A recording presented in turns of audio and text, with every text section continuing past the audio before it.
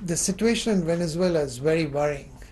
The country appears to be on the brink of a human rights abyss.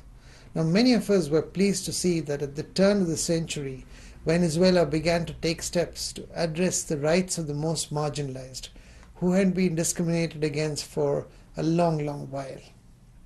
Now, unfortunately, the government seems to have lost this historic opportunity. Since the beginning of February, people have taken to the streets to protest against the high levels of criminality and insecurity that plague the country and its shortages of essential goods and services. The government must address and deal with these protests, but without violating the human rights of all, regardless of their political convictions. In recent weeks, Amnesty International has documented scores of cases of grave human rights abuses, including killing and wounding, as a result of policing the current demonstrations.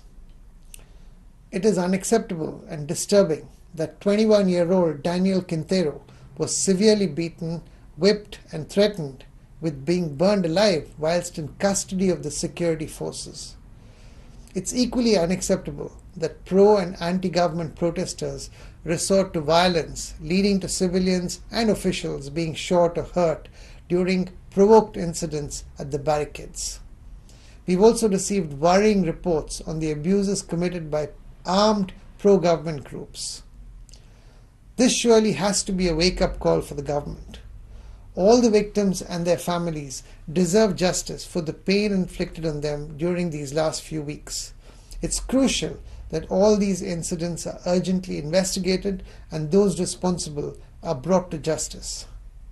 Equally, it's crucial that a plan of action is put in place so that the country doesn't fall into this abyss.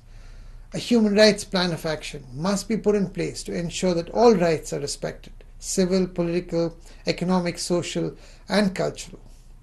And we are calling on all leaders to send a clear message to their supporters to exercise their right to freedom of assembly, but peacefully.